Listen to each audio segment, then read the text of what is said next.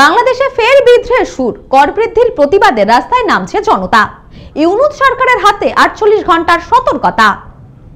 আগুনের শিখা, ভাঙা কাঁচের শব্দ আর উত্তেজিত জনতার হুঙ্কার।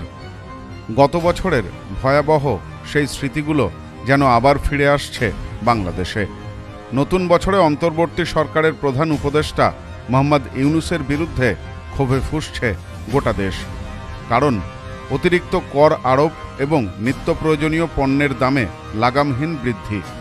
ইউনূস, যিনি শেখ হাসিনার ইস্তফার পর অন্তর্বর্তী সরকারের প্রধান উপদেষ্টার দায়িত্ব নিয়েছেন, একের পর এক বিতর্কিত সিদ্ধান্ত নিয়ে জনতার বিশ্বাস হারাচ্ছেন। আর সর্বশেষ সিদ্ধান্তে রেস্তোরাঁয় খাবার খাওয়ার বিলের ওপর ভ্যাট ৫% থেকে বাড়িয়ে ১৫% করা হয়েছে। শুধু তাই নয়, বিস্কুট, আচার, টিস্যু পেপার থেকে ড্রাইভিং লাইসেন্স সব ক্ষেত্রেই ভ্যাট বাড়ানোর ঘোষণা দিয়েছেন তিনি। এর পাশাপাশি গ্যাসের দামও আকাশ ছোঁয়া। শিল্পক্ষেত্রে প্রায় ২.৫ গুণ দাম বৃদ্ধির প্রস্তাব দিয়েছেন। এই সিদ্ধান্তগুলির ফলে জনজীবনে অস্থিরতা চরমে পৌঁছেছে। সাধারণ মানুষের দাবি, দ্রব্যমূল্যের চাপ এমনিতেই অসহনীয়। তার উপর নতুন কর বৃদ্ধির বোঝা আর নেওয়া সম্ভব নয়। সারা দেশে বিক্ষোভ শুরু হয়েছে। পথে নেমেছে ছাত্র জনতা থেকে শুরু করে শ্রমিক, কৃষক। বিক্ষোভের নেতৃত্ব দিচ্ছে বাংলাদেশ জাগ্রত জনতা নামে একটি সংগঠন।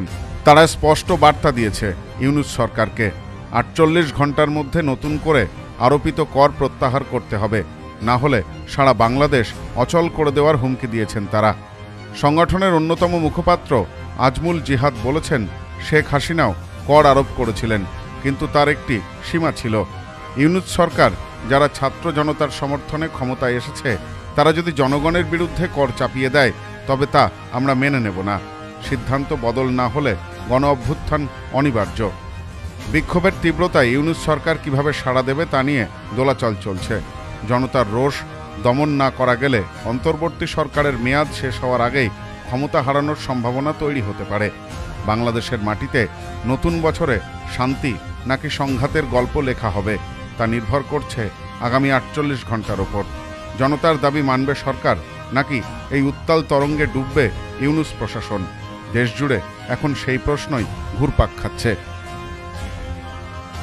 Bureau report, news no man's land, Bangladesh. Sampriti guest house, hotel and restaurant. সমস্ত আধুনিক সুবিধাযুক্ত AC double bedroom, standard double bedroom, twin bedroom, deluxe double bedroom. আমাদের হোটেলেই রয়েছে বাঙালির খাবার সহ মাল্টি কুইজিন রেস্টুরেন্ট। শহরের মধ্যে অথচ সম্পূর্ণ নিরাপদ পরিবেশে থাকা খাওয়ার একমাত্র ঠিকানা Sampriti guest house, hotel and restaurant, Chakdah road, টবাজার, বনগাঁ। ফোন 03215257603।